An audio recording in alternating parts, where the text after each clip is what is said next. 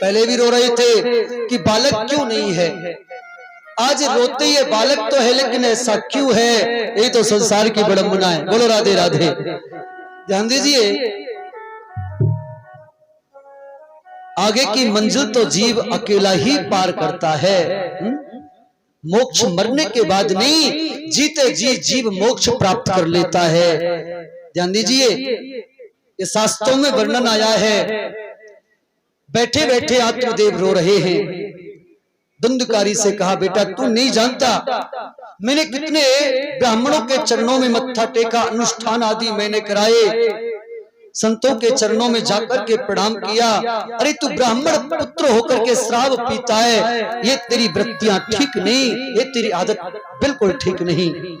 धुंधकारी पिता को डांटते हुए बोला, पिताश्री घर में रहना है तो रहिए, नहीं तो जा सकते हो, चले जाओ यहाँ से।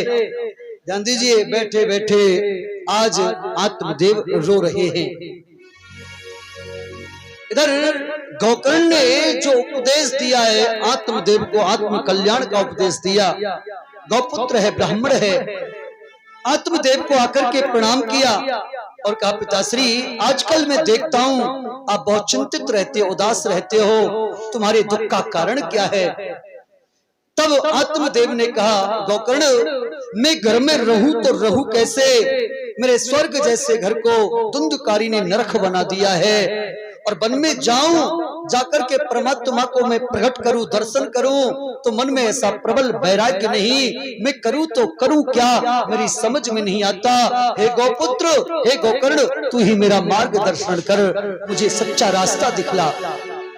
तब गोकर्ण जी महाराज कहते, पिताश्री वन में जाने से यदि परमात्मा मिल गए होते तो शेर तो पैदा ही वन में होता, उसको परमात्मा मिल गए होते। गीदड़ तो जन्म ही वन में लेता है, उसको प्रभु मिल गए होते। पिताश्री मुझे लगता है जब तक मन पर काबू नहीं है तो वन में जाने से भी कोई लाभ नहीं है, क्योंकि स्वयं कबीरदास जी कहते हैं कि मन के मारे बन गए। यदि आपने मन को निगृहित कर लिया तो आप घर में रह करके भी मन को वन बना सकते हो, और जब मन पर काबू नहीं तो वन में जाने से भी कोई लाभ नहीं। कि मन के मारे बन गए और बन तज बस्ती माए, कहे कबीर मन लालची ये कहूँ ठहरत नाए। मन की गत है अटपटी और झटपट लखे न कोई, जब मन की खटपट मिटे तो झटपट दर्शन होए। इसलिए मन को ही वन बनाओ पिताश्री। वन में जाने का मतलब नहीं, मन से परमात्मा को हृदय से उनका चिंतन करो, मन में प्रभु को बिठाओ। ध्यान दीजिए, संसार में लाख रहना चाहोगे रह नहीं पाओगे, परमात्मा से दूर जाना चाहोगे तो जा नहीं पाओगे। इसलिए मन में संसार को ना बिठा करके पिताश्री परमात्मा को बिठाओ, मन को ही वन बनाओ, क्योंकि ये सारा रोड़ा तो मन का ही है। ध्यान दीजिए, कहने का तात्पर्य मन यदि काबू में नहीं तो वन में जाने से भी कोई लाभ नहीं। कि मन के हारे हार है और मन के जीते जीत, मन ही मिलावत राम सो, कि मन ही करत फजीत। यदि मन में प्रभु को बसा लिया तो जीव सहज मुक्त है, वन में जाने की आवश्यकता नहीं। और मन यदि काबू में नहीं तो वन में जाने से भी कोई फायदा नहीं। और पिताश्री आप कहते हो मैं बड़ा दुखी हूं, तो संसार में कोई सुखी नहीं, सब दुखी हैं। कि गोविंद ने गीता में स्पष्ट कहा है, दुख्यालय शाश्वतम, ये संसार दुख्यालय है। ध्यान दीजिए, यहाँ कोई सुखी नहीं। जितने पैसे वाले होते हैं ना उतने ही बड़े दुखी होते हैं। और ध्यान दीजिए, बड़ा होने में बड़े ही झंझट हैं, ऐसे बड़े नहीं हो जाते हैं, ऐसे पैसे वाले नहीं बन जाते हैं। एक बात मैं आपको बोलूं, जो खेती में 4 घंटे काम करते हैं ना, वो वृक्ष के नीचे हाथ की तकिया लगा के मस्त सो जाते हैं, लेकिन पैसे वालों को तो नींद भी नहीं आती। भोजन की जगह गोली खानी पड़ती कि नींद आ जाए, तब भी नींद नहीं आती।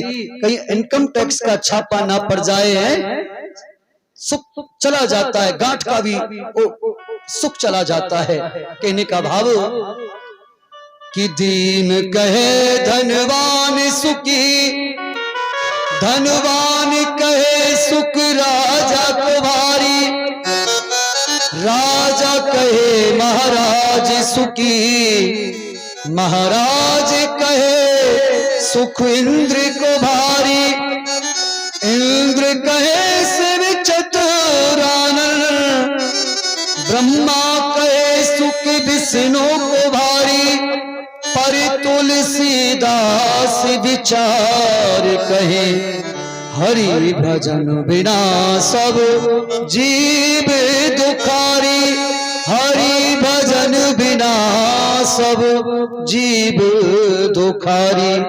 नानक जी ने स्पष्ट किया है, ध्यान दीजिए। हाँ नानक दुखिया जग संसारा, नानक दुखिया जग संसारा, वो सुखिया जाके नाम आधारा, वो सुखिया जाके नाम आधारा, वो सुखिया जाके नाम आधारा, नानक दुखिया जग संसारा, सिया राम मेरा तेरा। कोई तन दुखी, कोई मन दुखी, कोई धन बन रहे तो दास, थोड़े थोड़े सब दुखी सुखी प्रभु के दास। ध्यान दीजिए, दुख्यालय शाश्वतम, संसार में सुख का तो केवल भ्रम है, अन्यथा दुख्यालय शाश्वतम, ये संसार तो दुख्यालय है। ध्यान दीजिए, भोजनालय भोजन ही तो मिलेगा, पुस्तकालय पुस्तक ही तो मिलेंगी, दुख्यालय दुख रूप ही तो ये संसार है। श्री गोकर्ण जी महाराज कहते, पिताश्री संसार में यदि कोई सुखी है तो वह केवल एक है। वह कौन? जिसके हृदय में ना कोई कामना है, ना कोई वासना है, जब तक भगवत भजन में मस्त है, केवल वही क्षण है जीव सुखी, अन्यथा संसार में कोई सुखी नहीं। कहते हैं पिताश्री आप 12 अक्षर मंत्र का जप करो, अवश्य प्रभु की कृपा होगी। और पिताश्री जीव केवल 2 पासों में बंधा है, अहमता और ममता। ध्यान दीजिए, संसार के प्रति ममता और देह के प्रति अहमता। बार बार जब अपनी देह पर चिंतन करोगे पिताश्री, ये पंचाती धर्मशाला है, 5 तत्वों से ये शरीर बनाए, ये 5 तत्व तत्वों में विलीन हो जाते हैं।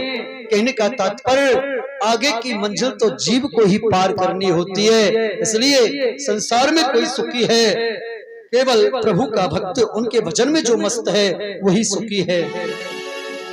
देह अस्ति मास रुद्रे अभिमत्यम तजोत्तम, ये देह के प्रति जो तुम्हारा देहमान है इसे छोड़ो, परमात्मा का भजन करो, यही सार है। ऐसा जब आत्म कल्याण का उपदेश गोकर्ण जी महाराज ने दिया, बोलो गोकर्ण जी महाराज की जय हो। ध्यान दीजिए, गौपुत्र है गोकर्ण जी महाराज। यहाँ पर बड़ी सुंदर भागवत में गौ गीता भी है, जो गोकर्ण के द्वारा निर्मित है। और ध्यान दीजिए, गौ गीता को जो जीव पढ़ता है, स्मरण करता है, वो सभी पापों से मुक्त होकर के प्रभु का भक्त होता है और उसका सद्भाग्य जाग जाता है, ऐसा भागवत में लिखा है। ध्यान दीजिए, बहुत महिमाएं भागवत भगवान की। सूत जी महाराज सोनक ऋषियों को ये भागवत की महिमा सुना रहे हैं। इधर आत्मदेव वन में गए और प्रभु को जपते रहे, उनका भजन करते रहे, दर्शन हुआ, प्रभु में मन को लगा दिया। आइए हम आप एक बार प्रभु के चरणों में मन को लगाते हैं। बोलो बांके बिहारी लाल की जय हो। इधर गोकर्ण जी महाराज तीर्थ यात्रा को चले गए। घर में धुंधली 5-5 गणकाओं को धुंधकारी ने घर में रख लिया।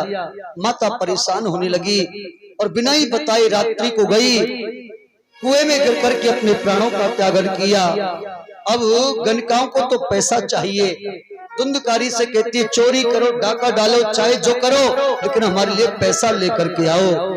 अब धुंधकारी चोरी करने लगा, लेकिन गणकाओं ने जब देखा कि पैसा बहुत हो गया, ये धुंधकारी चोरी में पकड़ा गया, दंड हमको भी स्वीकार करना होगा, हमको भी मिलेगा। इसलिए धुंधकारी को ठिकाने लगा करके मार करके ये पैसा लेकर के यहाँ से भाग चलो। उन 5 गणकाओं ने एक गोष्ठी की, ध्यान दीजिए।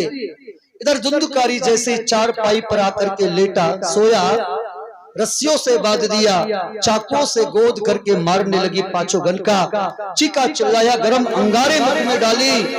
और ध्यान दीजिए, जो जीव नारी के हाथों से मरता है ना, उसकी कभी सदगति नहीं होती। दूसरा, सर्प के काटने से जो जीव मरता है उसकी भी कभी सदगति नहीं होती। तीसरा, जल में डूब करके जो मरता है उसकी भी सदगति नहीं होती। केवल ये पुराणों में वर्णन आया है, केवल भागवत श्रवण से कल्याण होता है या प्रसिद्ध पुराण सुनने के बाद ही जीव का कल्याण होता है, अन्यथा अधोगति को ही प्राप्त रहता है। ध्यान दीजिए, इधर जब धुंधकारी को मार दिया, धन लेकर के गणकाएं चली गई। प्रेत बन करके आत्मदेव के सूने घर में भटकता है। और प्रेत आत्मा बड़ा सूक्ष्म शरीर होता है, जो आंखों से तो दिखाई देता नहीं, इस देहते 17 आवरणों को लेकर के जीव निकलता है, वह सूक्ष्म शरीर होता है। ध्यान दीजिए, कष्ट पाता है, भूख प्यास से व्याकुल होता है। इधर गोकर्ण जी महाराज तीर्थ यात्रा से भ्रमण करते हुए जब अपने घर, अपने पिता आत्मदेव के घर आए, शाम का वक्त था, आकर के प्रभु चिंतन में मग्न होने लगे। उसी समय जोर जोर से थोड़ा हवा चलने लगी। कमंडल पात्र से, जल पात्र से गंगा जल लेकर के अभिमंत्रित किया और जैसे प्रेत आत्मा पर छिड़का, उसको बोलने की शक्ति प्राप्त हो गई और बोल पड़ा, अहम भ्राता तदोस्मि धुंधकारी नामत। मैं तुम्हारा भाई धुंधकारी हूँ। भाई गोकर्ण, मैंने बहुत बुरे कर्म किए, पेट बन करके भटकता हूँ, मेरे मोक्ष का साधन करो, मुझे उद्धार के लिए कृपा कीजिए, मेरा किसी भी प्रकार आप उद्धार कीजिए, मैं बहुत दुखी हूँ, आप कृपा कीजिए। इधर गोकर्ण जी ने कहा, तुम्हारी मृत्यु का समाचार तो मैंने तीर्थ यात्रा में श्रवण कर लिया था, सुन लिया था, और गया में जाकर के मैंने तुम्हारे नाम से पिंडदान भी किया। और शास्त्रों में वर्णन है, जिस जीव का गया में पिंडदान हो जाता है उसकी सदगति हो जाती है। फिर तुम्हें मोक्ष प्राप्त क्यों नहीं हुआ, तुम्हारी सदगति क्यों नहीं हुई? तब धुंधकारी बोला, भाई मैं ब्राह्मण होकर के मैंने बहुत बुरे कर्म किए, आप एक पिंडदान तो क्या हजारों करो, तब भी मैं सदगति को प्राप्त नहीं हो सकता, क्योंकि मैं स्त्री के द्वारा मेरे देह का परित्याग हुआ है। अब तो आप कोई और ही साधन करो। इधर कहता है, अहो बंधु कृपा सिंधु, आप किसी भी प्रकार मेरे ऊपर कृपा करो। ध्यान दीजिए, गोकर्ण जी महाराज ने कहा, धुंधकारी तुम सावधानी से बैठे रहो, प्रभात होने दो, मैं तुम्हारे अवश्य मोक्ष का साधन करूंगा, तुम्हारे कल्याण का रास्ता मैं जरूर खोजूंगा। इधर गांव वालों को मालूम हो गया कि गोकर्ण जी महाराज पधारे, तो भजन होगा, कीर्तन होगा।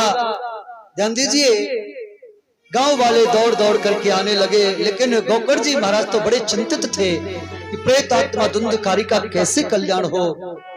उसी समय गोकर्ण जी महाराज ने सूर्य नारायण भगवान को प्रणाम किया, हे भुवन भास्कर सूर्य देव, अहिंसो तेजरासो जगत पते अनुकम्या।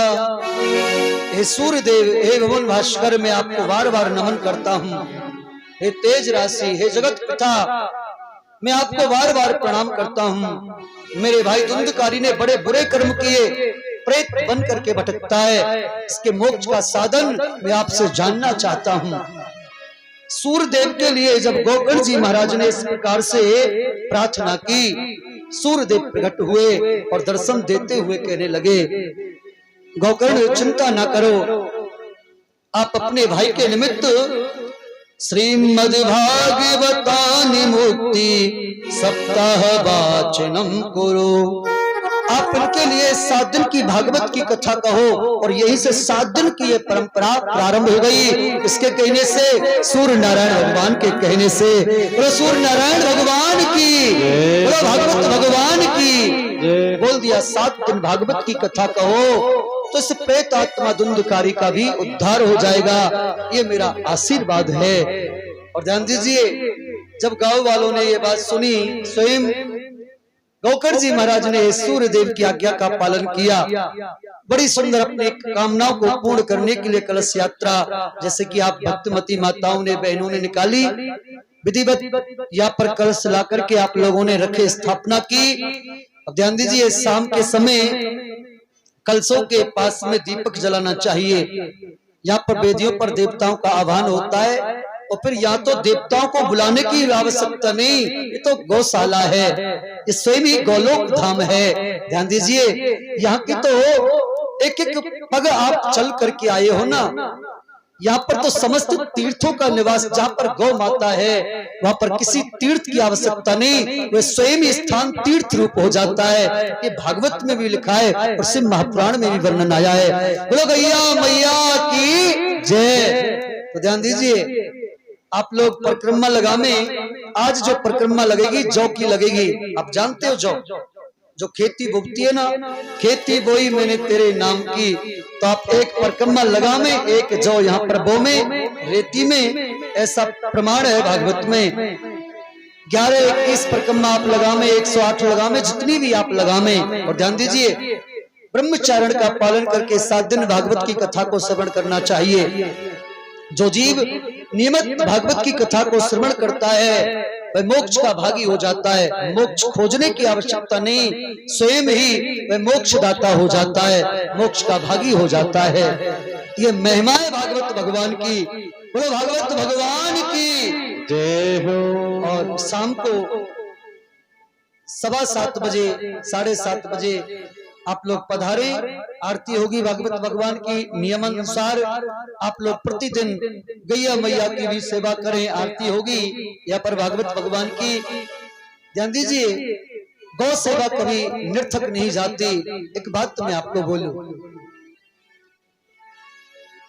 यदि कुंडली में हमारी राहु दशा होती है ना, और गैया मैया को यदि अपने हाथों से चारा खिला दिया जाए, तो मैं आपको सत्य बोलता हूँ, 7 बुधवार आप गैया मैया को अपने हाथ से चारा खिला दो, जो राहु की दशा होती है ना वो भी सुप्रद हो जाती है। ये गैया मैया का ये चमत्कार होता है। अरे कैसा भी ग्रह खराब हो, गैया मैया की सेवा से सब जीवों का दुख दूर हो जाता है। लो गैया मैया की जय हो। और एक बात बोलो, जिसको बीपी होता है ना, शुगर भी होता है, गैया मैया की 11 परिक्रमा लगा करके केवल 20 मिनट थोड़ा उसको हाथों से स्पर्श करो, पीठ को सहराओ, गर्दन को सहराओ, आप नाप करके आना। अब तो यंत्र चलते हैं ना, तो शुगर नापने के, बीपी नापने के, मैं आपको सही बोलता हूँ, यदि आप 1 महीना निरंतर ये काम करोगे, और एक जड़ी भी बांधी जाती है, वो जड़ी बांध लो, तुरंत आपका बीपी ठीक हो जाएगा, सही लिमिट पर रहेगा जीवन भर के लिए। ये हमेशा के लिए गैया मैया की सेवा कभी व्यर्थ नहीं जाती। एक बात बोलूं मैं आपको, जिनको इंजेक्शन लगते ना शुगर के प्रतिदिन, वो जीव यदि वास्तव में नियम से गैया मैया की परिक्रमा लगावे और गैया मैया की सेवा करे, तो धीरे धीरे वह शुगर भी घटने लग जाता है, ठीक होने लगता है। ये चमत्कार है गैया मैया की सेवा में। ये वैदिक धर्म ग्रंथों में तो लिखा है, लेकिन शास्त्र ने भी इसको सिद्ध किया है। इसलिए सर्वदेव मई गैया मैया, बोलो गैया मैया की जय। इस पापी युग में गौ माता का कोई कोई रखवाला, जय गोविंदा गोपाला, जय गोविंदा गोपाला, जय गोविंदा गोपाला, जय गोविंदा गोपाला। आइए सब मेरे साथ ताली बजाते भाव से। जय गोविंदा गोपाला, जय गोविंदा गोपाला, जय गोविंदा गोपाला। इस पापी युग में गौ माता का कोई कोई रखवाला, जय गोविंदा गोपाला, जय गोविंदा गोपाला।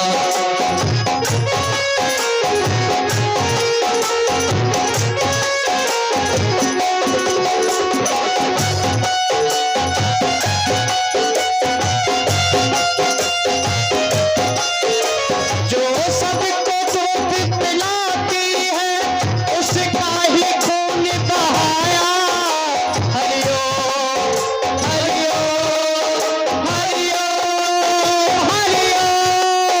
जो सबको दूध पिलाती है उसका ही खून बहाया, उसका ही खून बहाया।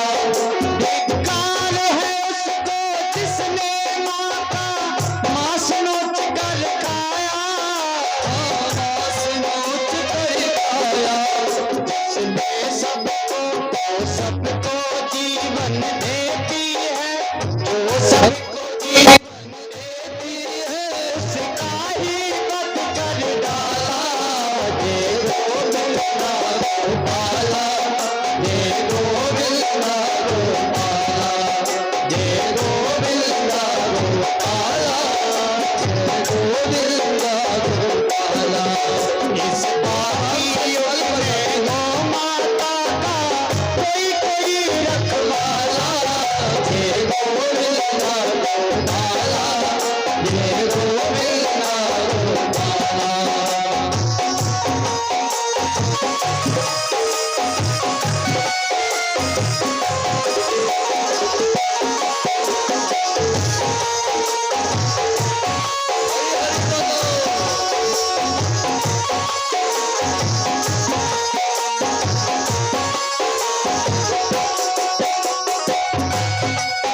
अब गली गली में घूमे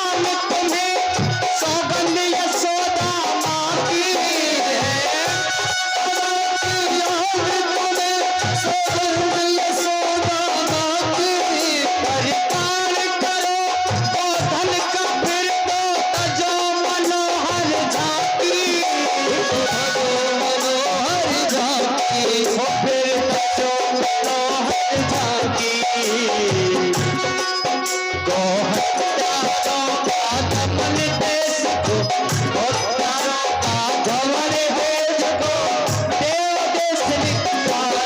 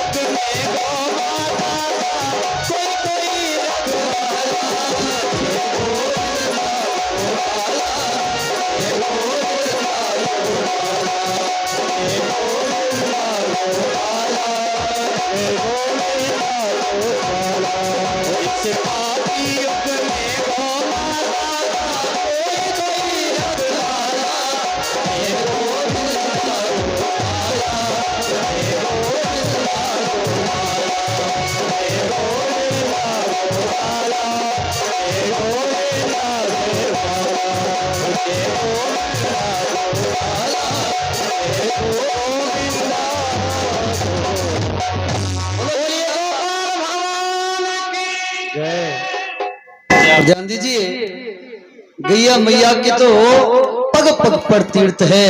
ध्यान दीजिए, गंगा जी भी इससे मृत्यु लोक में आने के लिए मना करती है, लेकिन स्वयं नारायण भगवान कहते हैं, हे गंगे, यदि गैया मैया का चरण तुमसे स्पर्श हो जाएगा तो तुम कभी अपवित्र नहीं होंगी, सदैव तुम सबको दर्शन से फल प्रदान करने वाली हो जाओगी।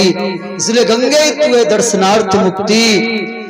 मां गैया का पैर लगने से ही गंगा पवित्र हो जाती है। ध्यान दीजिए, ये गंगा वचन लेकर के तब मृत्यु लोक में आई। ध्यान दीजिए, गौ की तो बहुत महिमा है। इस धराधाम पर कन्हैया ने तो स्वयं हमारे ब्रज में देखिए गैया मैया की सेवा की।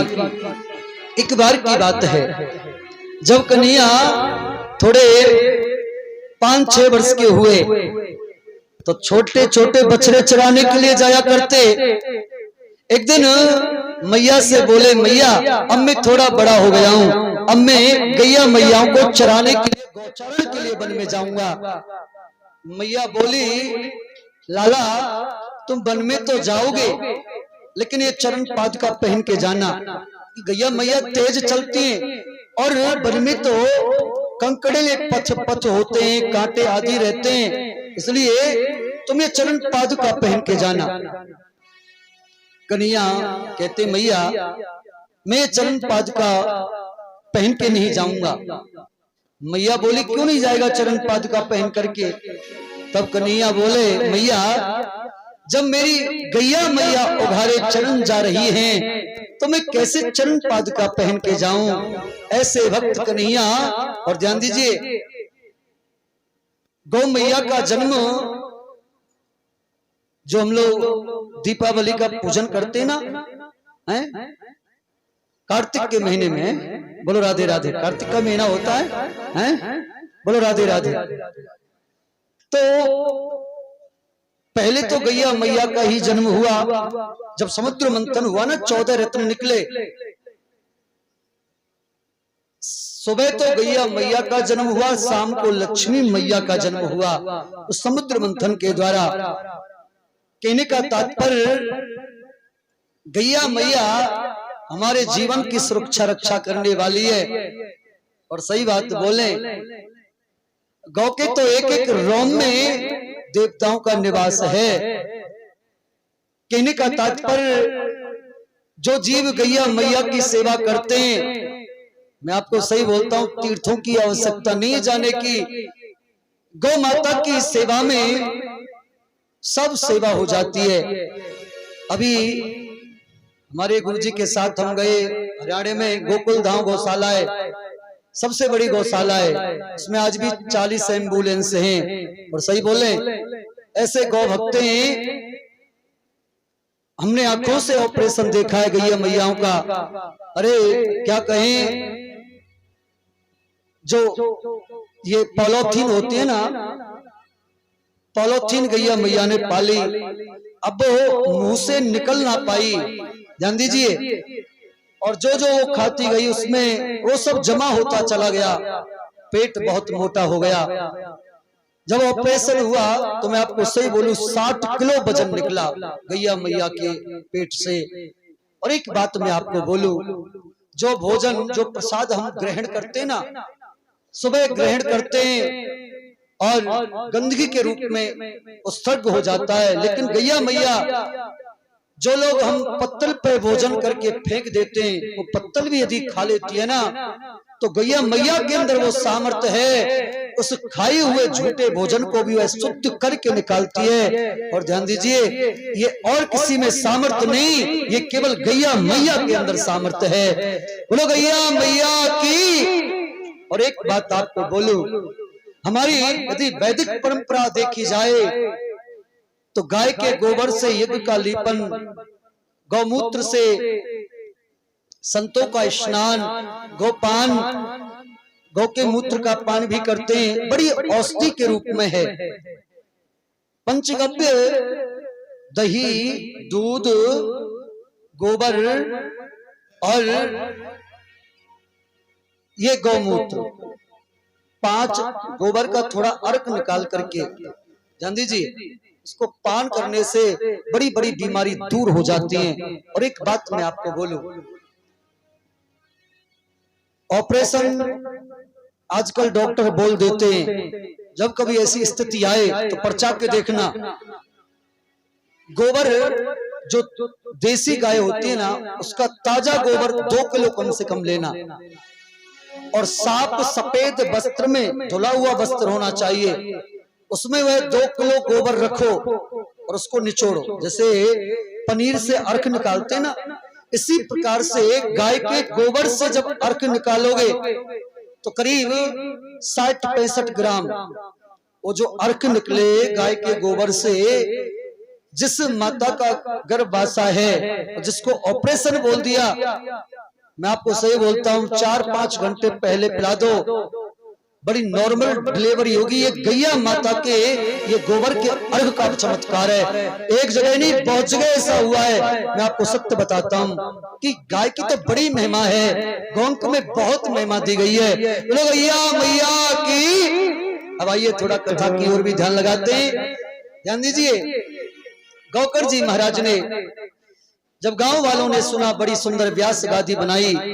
ऐसी कथा थी है पुराणांतर में कि गौकर जी महाराज जब ये भागवत की कथा सूर्यदेव की आज्ञा मान करके बोलने के लिए तैयार हुए, तो गौकर जी महाराज ने कहा, भाई धुंधकारी, आप जहां कभी कहीं भी हो, आप आकर के ये भागवत की कथा सुनो, मैं तुम्हारे निमित्त ये भागवत की कथा बोल रहा हूं।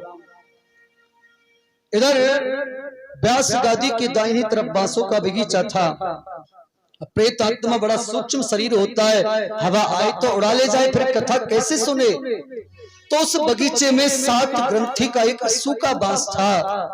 उस छिद्र में धुंधकारी प्रवेश करके बैठ गया और आत्म कल्याण के लिए कथा को श्रवण करने लगा। गौकर जी महाराज ने 7 दिन ये भागवत की कथा श्रवण कराई। ध्यान दीजिए, बहुत लोगों ने श्रवण की। धुंधकारी ने अपने आत्म कल्याण के लिए एकाग्र बैठ करके 7 दिन नियम से भागवत की कथा सुनी। श्री सूत जी महाराज कहते, ऋषियों, उसी समय बांस की 7 ग्रंथियों का भेदन हुआ। जो बांस फटा वह प्रेत आत्मा धुंधकारी देखते देखते दिव्य रूप में परिणित हुआ। प्रभु के धाम से विमान आया और गौकर जी को हाथ जोड़ करके कहा, भाई आपने बड़ी कृपा कर दी जो मुझे भागवत की कथा सुनाई। ठाकुर जी के धाम से विमान आया है। पार्षदों ने प्रेत आत्मा धुंधकारी जब दिव्य रूप में परिणित हुआ, विमान में बैठाया, और ध्यान दीजिए, भागवत की महिमा का गान करता हुआ प्रेत आत्मा धुंधकारी, जिसको मोक्ष प्राप्त हो गया, सीधे प्रभु के धाम गया। श्री सनत कुमार कहते, देवर्षि नारद से, धन्य ये भागवत की कथा जो प्रेत बाधा निवारणी। ये जो भागवत की कथा है कोई साधारण सी कथा नहीं है। ध्यान दीजिए, ये व्यास जी की अंतिम कृति है। भागवत को लिखने के बाद फिर व्यास जी ने अपने लेखनी को ही विराम दे दिया। बिना वेदों के भागवत नहीं, लेकिन वेद वेदांतों का जो सार है वही ये भागवत है। बोलो भागवत भगवान की। ध्यान दीजिए, इधर पार्षदों से तो और भी भक्तों ने प्रश्न किया कि कथा तो यहाँ बहुत लोगों ने सुनी, लेकिन मोक्ष केवल धुंधकारी का ही क्यों, परम पद धुंधकारी को ही क्यों मिला। तब पार्षदों ने कहा कि कथा के श्रवण मात्र से कथा के फल में भेद हो जाता है। जीव एकाग्र होकर के एक आसन से बैठ करके, और आसन की शुद्धि बहुत जरूरी है, ध्यान दीजिए। आसन जब तक हमारा शुद्ध नहीं होगा, बहुत देर तक हम एक आसन से नहीं बैठ पाएंगे, तो फिर ये मन हमारा शरीर में लगा रहेगा। जब मन शरीर में लगा रहेगा तो फिर परमात्मा में कैसे लगेगा। इसलिए आसन की शुद्धि नितांत जरूरी है। सुख आसन ऐसे, और जब ऐसे नहीं बैठा जाए, अब यहाँ तो खूब सोफा कुर्सियों की व्यवस्था है? ऐसे पीछे हाथ लगा करके भी बैठ सकते हैं, वज्रासन है, इसमें भी कथा सुनने में कोई आपत्ति नहीं, लेकिन ऐसे हाथ बांध करके नहीं सुनना चाहिए। बोलो राधे राधे।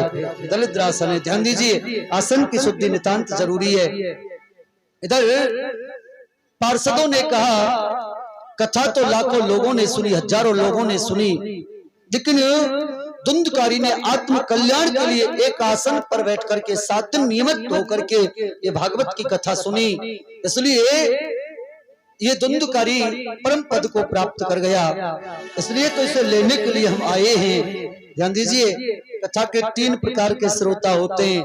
एक तो श्रोता जो कि 4 घंटे कथा में बैठते हैं, लेकिन 4 मिनट की कथा उनके अंदर नहीं जाती, तो ऐसे क्या सुनने का फायदा है।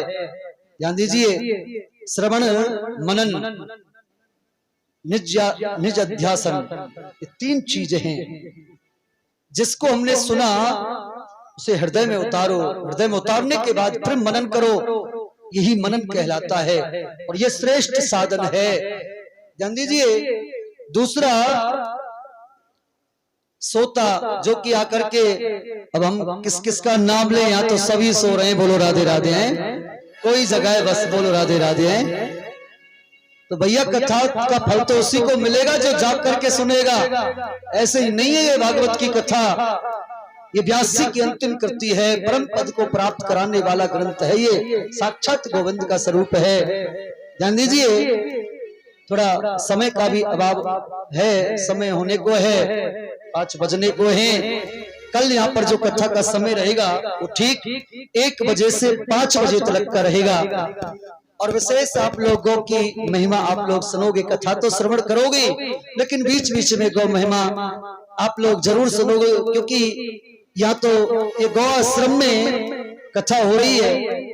और सही बोले, इस पावन भूमि में आप तो धन्य ही, लेकिन हमारी वाणी भी पवित्र हो जाएगी कि सामान्य स्थान नहीं है, ये तो बहुत परम पवित्र स्थान है, जहाँ पर गैया मैया रहती है। 7 तीर्थ अपने आप ही चले आते हैं। बोलो गैया मैया की जय। ध्यान दीजिए, कथा के सुनने मात्र से कथा के फल में भेद हो जाता है। इधर जब भागवत की कथा सनत कुमारों ने नारद को लक्ष्य करके भक्ति ज्ञान वैराग्य के निमित्त सनत कुमारों ने यह भागवत की कथा कही, तो भक्ति माता ज्ञान वैराग्य का भी दुख दूर हो गया, प्रेत आत्मा धुंधकारी का भी कल्याण हो गया। ध्यान दीजिए, जब भक्ति माता के दोनों पुत्र ज्ञान वैराग्य का दुख दूर हुआ, तो भक्ति माता प्रसन्न हो गई और तथा थैया करके नाचने लगी। बोलो भागवत भगवान की। आइए थोड़ा सा भागवत भगवान के चरणों में मन को लगाते हैं, और भागवत की बड़ी अपरंपार महिमाएं ये सूत जी महाराज ने सोनक ऋषियों के लिए भागवत की महिमा का श्रवण कराया, किंचित महात्मा का श्रवण कराया। ध्यान दीजिए, कल से आप लोग नियम अनुसार भागवत की कथा श्रवण करोगे। शाम को 7:30 बजे आप लोग जरूर आरती में पधारें, और जिनके भी मन में भावना है कि हम प्रसाद लेकर के, हमें तो आप थोड़ा थोड़ा प्रसाद लेकर के भी आ सकते हैं। ध्यान दीजिए, और तीसरी बात, यहाँ पर जिन माताओं ने कलश उठाए हैं, यदि आप लोग पूजन में आए और 7 दिन नियम से पूजन करें, तो सही बोलते हैं 7 दिन के पूजन करने पर ही संपूर्ण भागवत का फल जीव को मिल जाता है। ऐसी ये परम भागवत भगवान की महिमाएं, बोलो भागवत भगवान की। और जोड़ा से पूजन करें तो विशेष लाभ होता है, और जोड़ा यदि कहीं काम बस गया है तो गठ जोड़ा होकर के भी ये पूजन हो सकता है। अपने कलशों का जरूर आप पूजन करें। पूजन का समय सुबह 8 बजे से 9 बजे तक का रहेगा। ठीक समय है ना, आप लोग आ सकते हैं ना 8 बजे से 9 बजे तक पूजन का समय। 1 घंटे यहाँ पर प्रतिदिन पूजन का समय रहेगा। इधर गैया मैया का भी पूजन होगा, भागवत भगवान का भी पूजन होगा, और कलशों का भी पूजन होगा। आप लोग जब 7 दिन नियम से कलशों का पूजन करोगे, जो भी आपकी कामनाएं वो अवश्य पूर्ण होगी। इसीलिए तो ये कलश यात्रा निकाली जाती है। क्यों? अपनी कामनाओं को पूर्ण करने के लिए। इसलिए बड़ा महत्व है कलश पूजन का, देव पूजन का, गैया मैया पूजन का और परिक्रमा का। बोलो राधे राधे। आज परिक्रमा आप लोग जौ की लगा में 11-21 जो भी आपकी इच्छा है, एक परिक्रमा लगा में, एक जौ यहाँ पर बो में। ये भागवत की आप लोगों ने किंचित महत्व का श्रवण किया, भागवत की विशेषताओं का श्रवण किया। बोलो भागवत भगवान की जय हो। और अब आप लोग खड़े होकर के भागवत भगवान की आरती करेंगे, क्योंकि 5 बजने को है। ध्यान दीजिए, कल से आप लोग नियम से यहाँ पर भागवत की कथा श्रवण करोगे। ठीक आप 1 बजे आ जाना। 1 बजे से लेकर के 5 बजे तक यहाँ पर भागवत की कथा निश्चित रूप से चलेगी। और देखिए, ये तो पवित्र स्थान है। जो भी गैया मैया के निमित्त आप लोग दान देना चाहते हैं तो दिल खोल करके दे सकते हैं। और सही बोले, हमारे देश में दानी दाताओं की कोई कमी नहीं है। मैं भैया आपको वर्णन कर रहा था गोकुल गांव गौशाला में। मैं आपको सही बोलता हूं, सुनील निमाणा जी मेन अध्यक्ष हैं, जिन्होंने गैया मैया की सेवा में, सही बोलता हूं, जिस भूमि पर गैया मैया की सेवा करते इतना कर्ज हो गया उस पर कि मैं क्या वर्णन करूं। घर छोड़ करके कोकलावन हमारे गुरुजी के आश्रम पर आया। हम उस समय वही थे। तब उन्होंने कहा कि गुरुजी, या तो मैं मर जाऊंगा, गैया मैया बहुत दुखी हैं, आप कैसे भी करके एक बार गौ कथा करो। और सही बोले, ये सत्संग के माध्यम से हरियाणा में कथा की, और इतने दानी दाता आए। 1 करोड़ का उस भूमि का कर्जा था, लेकिन भक्तों ने इतनी शक्ति दिखलाई। अरे 7 दिन में 1 करोड़ 22 लाख रुपए आया। तो हमारे भारत में गौ भक्तों की कोई कमी नहीं। इसलिए जोरदार ताली लगा दो भाई। जो गौ सेवक है, जो गौ भक्त हैं, उनके लिए जोरदार एक बार ताली और हो जाए। बोलो गैया मैया की जय।